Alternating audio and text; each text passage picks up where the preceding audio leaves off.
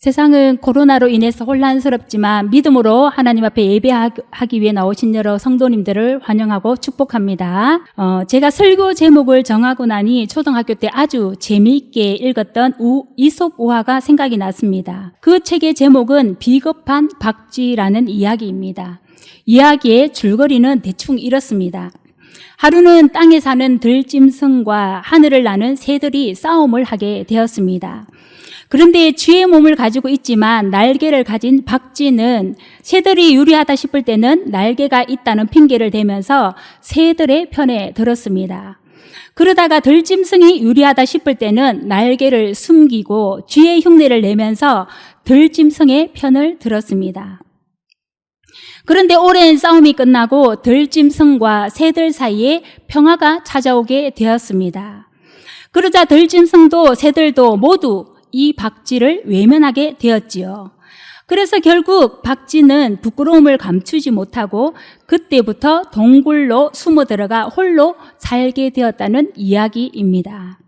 우리는 흔히 일정한 원칙도 없이 그때그때 정세에 따라서 자신에게 이로운 쪽으로 행동하는 기회주의자나 자신의 소속이나 노선을 정확하게 또 뚜렷이 밝히지 않는 회색 지대에 있는 사람들을 빗대어서 박쥐 같은 사람이라고 말하기도 합니다.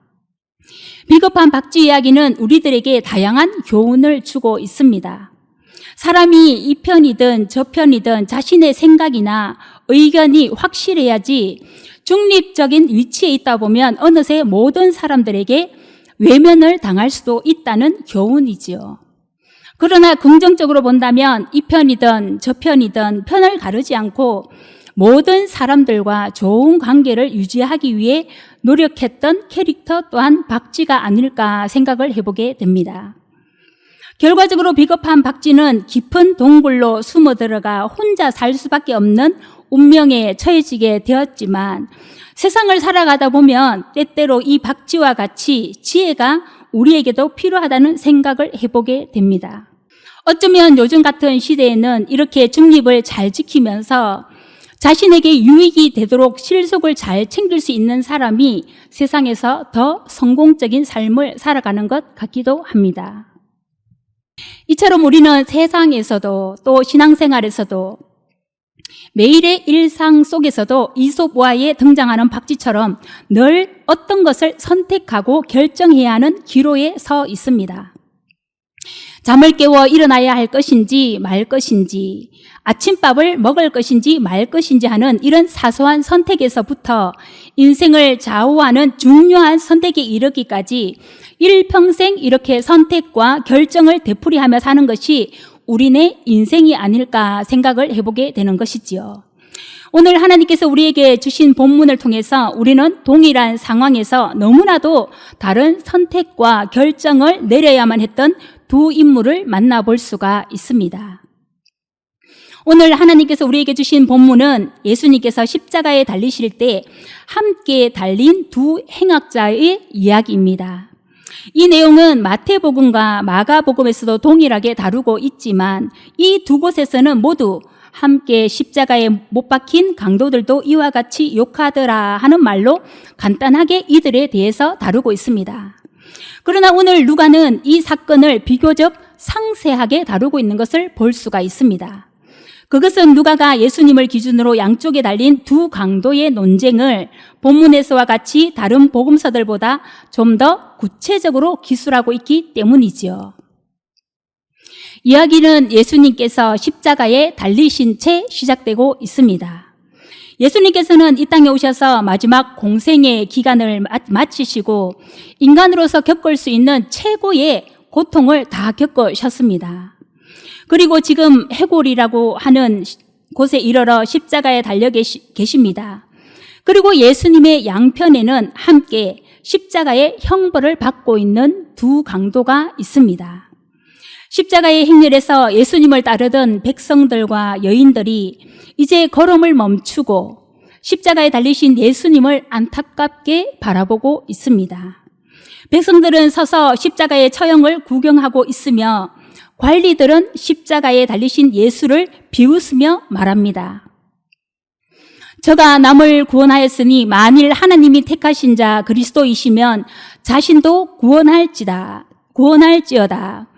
그러자 군인들도 질세라 예수님을 희롱하며 말합니다. 내가 만일 유대인의 왕이면 내가 너를 구원하라.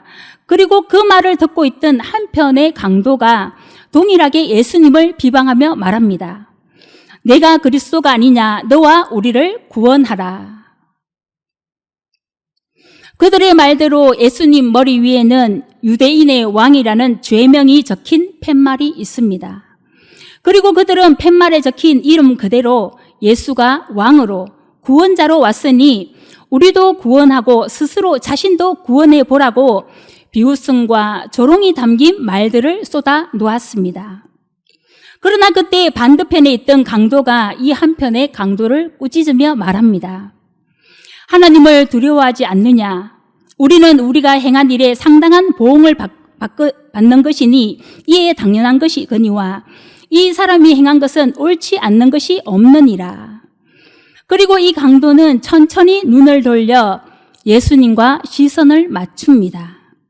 그는 곧 숨을 거두게 될 예수님과 마지막 눈맞춤을 하고 자신의 마지막 남은 숨을 힘겹게 몰아쉬며 최후의 한마디를 남기게 됩니다. 예수여, 당신의 나라에 임하실 때 나를 기억하소서. 이 강도가 예수님의 나라를 어떻게 이해했는지 우리는 정확하게 알 수 없습니다.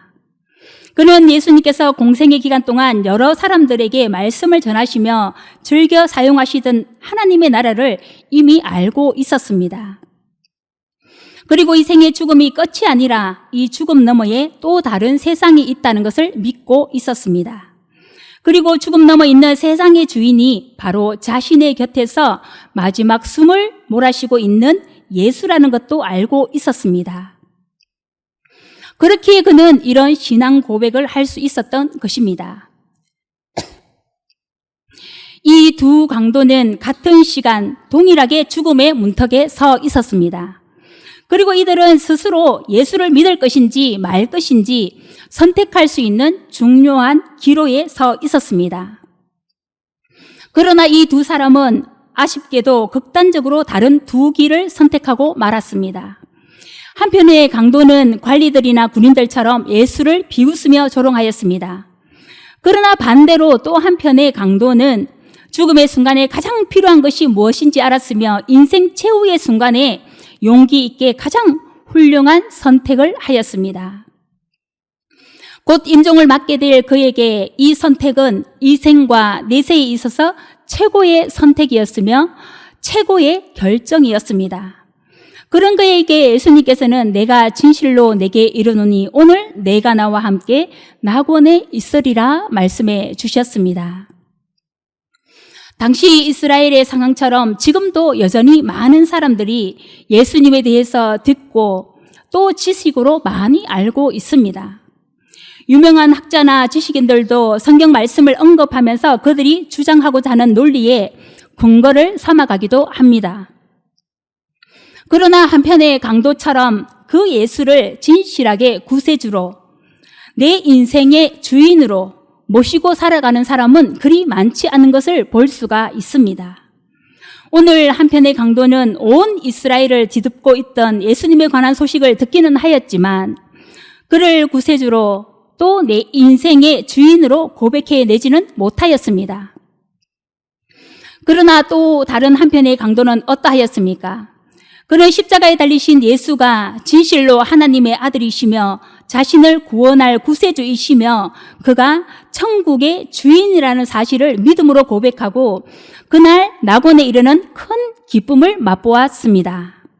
일평생 죄인으로 살았지만 죽음의 문턱에 서서 예수를 구주로 모셔드림으로 그날 예수님과 함께 천국 백성으로 입성하게 되었다는 말씀이죠. 오늘 본문에서는 그가 이 땅에서 사는 동안 어떤 죄를 지었는지, 얼마나 몹쓸 삶을 살았는지 그것에 대해서는 전혀 관심이 없습니다. 그는 단지 지금 십자가라는 형벌을 받을 만큼 큰 죄를 지은 죄인이고 그 죄에 대한 마땅한 대가를 치르고 있을 뿐이지요. 오늘 십자가에 달리신 예수님의 모든 관심은 그가 자신을 그리스도로 천국의 주인으로 고백해내는가 그렇지 못하는가에 집중되어 있다는 말씀입니다. 예수여 당신의 나라가 임할 때 나를 기억하소서라는 이 한마디의 신앙 고백으로 말미암아 그는 죽음과 동시에 천국 백성이 될 수 있었던 것입니다. 예수님께서는 그것으로 되었다, 그것이면 충분하다 말씀해 주셨습니다. 생의 마지막 순간 그의 육체는 이 땅에서 지은 죄로 말미암아 죽음에 이르는 형벌을 받고 말았지만 예수님 앞에서 진심을 다하여 회개함으로 영원히 구원받는 큰 역사가 그 한날 일어나게 된 것입니다. 한편의 강도는 한 사람이 천하보다 귀하다 하신 예수님께 십자가라는 이 극한 상황에서 제일 큰 기쁨을 선사한 사람이 되었습니다. 예수님의 양편에 선 이 두 강도의 선택과 결정처럼 우리에게도 때마다 일마다 가장 현명한 선택과 결정이 필요합니다. 지금 우리는 복음을 적극적으로 거부하고 기독교를 암묵적으로 핍박하는 시대를 살아가고 있습니다. 이 지구촌에 살고 있는 수많은 그리스도인들이 십자가에 달리신 예수님처럼 조롱을 당하고 때로는 무시와 비웃음을 당하고 있습니다. 우리가 예수를 믿는다는 이유로 세상 속에서 외면과 핍박을 당하기도 하겠지만 우리는 우리에게 있는 이 신앙의 가치가 과연 세상의 비웃음과 세상의 조롱을 이겨낼 수 있을 만큼 가치 있는 것인지 우리 스스로 자신의 신앙을 확정할 수 있어야 할 것입니다. 나는 과연 십자가에 달리신 예수를 꾸짖고 비방하며 죄악의 길을 걸을 수밖에 없었던 한편의 강도 같은 사람인가? 아니면 사람들의 비방과 조롱 속에서도 용기 있게 그리스도를 주로 고백하고 믿음의 길을 선택하며 사는 사람인가? 지금 우리 자신의 신앙을 돌아보고 우리 신앙을 스스로 확정할 수 있어야 할 것입니다. 그래야 우리는 복음을 거부하는 이 강력한 세상 속에서 예수께 우리들의 신앙을 고백해 낼 수가 있는 것입니다. 우리는 이 마지막 시대에 정신을 차리고 깨어서 믿음 생활을 할 수 있기를 바랍니다. 세상의 가치와 신앙의 가치를 잘 분별하여서 이 아름다운 신앙의 가치를 우리 세대뿐만 아니라 다음 세대까지 훌륭하게 전수할 수 있는 그런 믿음의 사람들이 오천중앙교회의 사람들이 다 될 수 있기를 예수님의 이름으로 축원드립니다. 그렇다면 임종을 앞둔 다른 한편의 강도가 예수를 천국의 주인으로 고백할 수 있었던 것은 무엇 때문이겠습니까? 마태복음 16장 16절에서는 그 유명한 베드로의 신앙 고백이 나타나고 있습니다. 예수님께서 제자들과 함께 가이사라 빌립보 지방에 도착하셨을 때 예수님께서는 제자들에게 두 가지 질문을 던지셨습니다. 첫째는 사람들이 자신에 대해서 어떤 생각을 가지고 있느냐 하는 것이고, 둘째는 제자들 자신이 예수를 어떻게 생각하고 있느냐 하는 두 가지 질문이었습니다. 사람들은 예수를 세례 요한, 엘리야, 예레미야 선지자 중에 하나라고 생각하고 있었습니다. 이것은 예수를 메시아, 곧 유일하신 하나님으로 인정하지 않고 구약의 인물들과 동일하게 여기고 있다는 뜻입니다. 예수께서 이 선지자들이 가진 훌륭한 특징들을 모두 가지고 계시기는 하지만 그들을 초월하는 어떤 신적인 인물은 될 수 없다는 것이 세상 사람들이 예수님을 생각하는 견해였습니다. 중요한 것은 두 번째 질문입니다.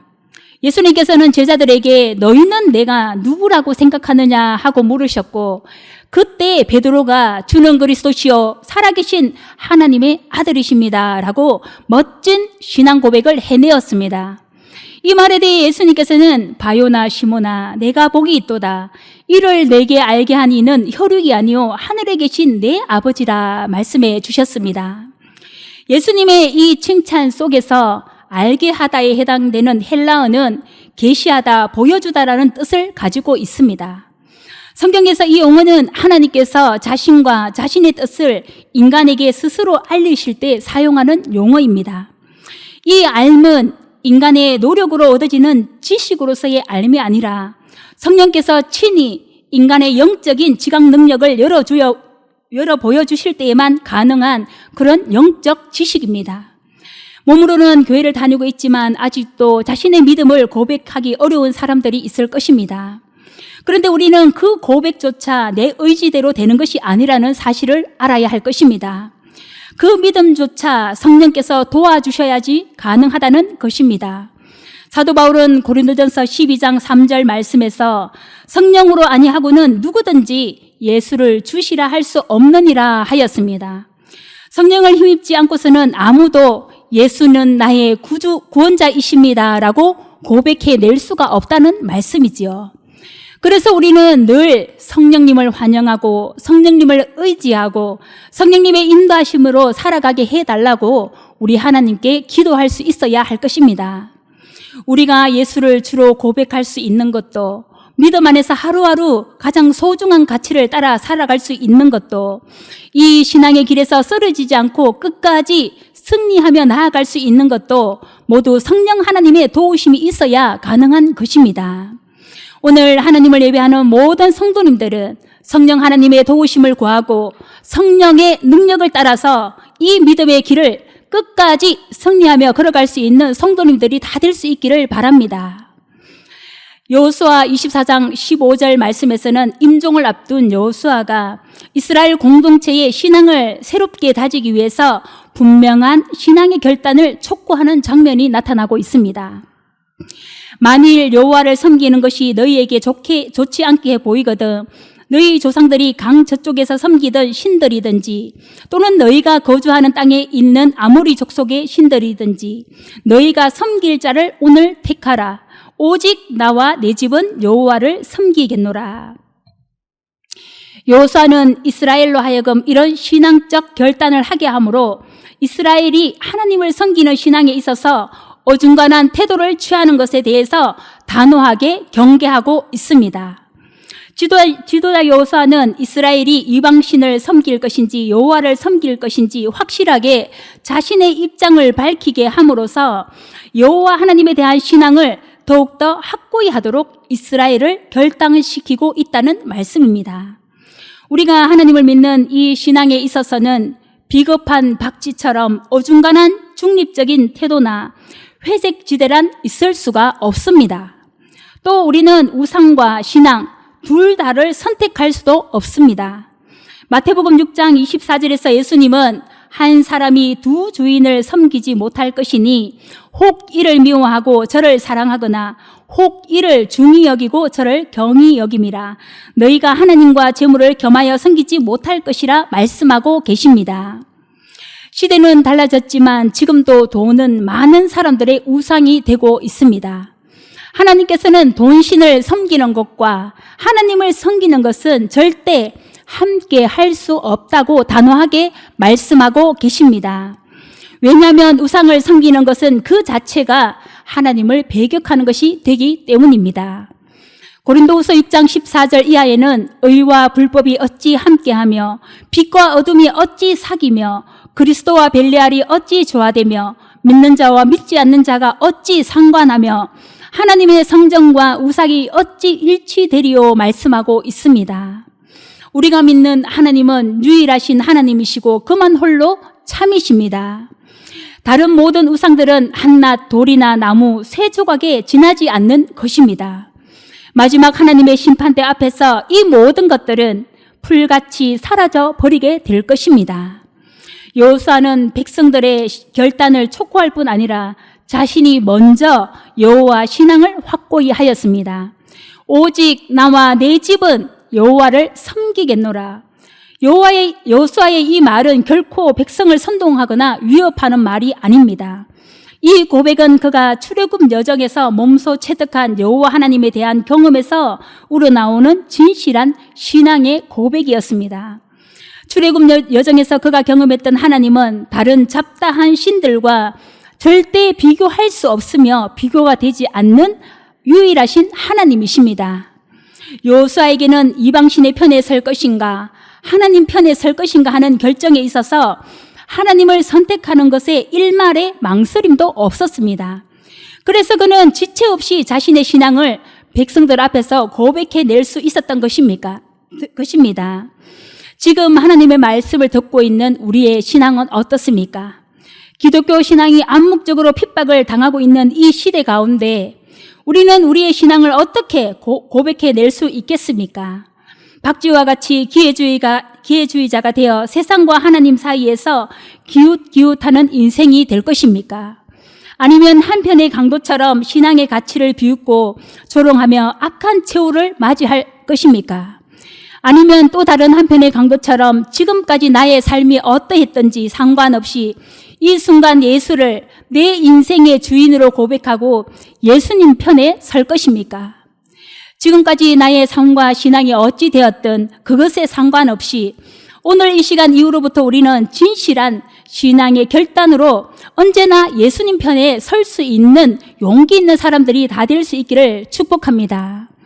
예수님을 이미 구주로 고백하는 삶이라면 매 순간 선택과 결정의 순간에 성령 하나님을 의지함으로 지혜로운 선택과 온전한 결정을 내리며 사는 그런 복된 인생들이 될 수 있기를 바랍니다.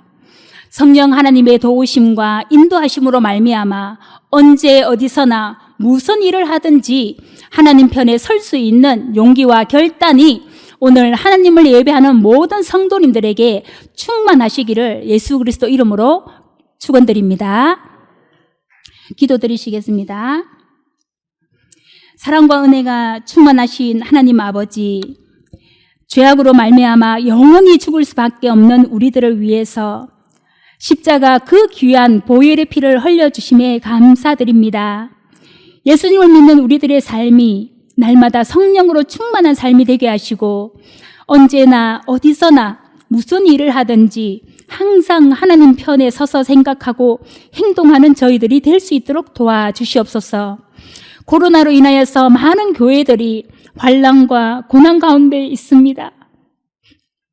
그러나 이 힘든 세상 속에서도 결코 흔들리지 않는 믿음으로 믿음을 우리에게 주시고 성령과 동행함으로 끝까지 승리하는 신앙인이 다 되게 하여 주시옵소서. 예수님 귀하신 이름 의지하여서 간절히 기도드립니다. 아멘.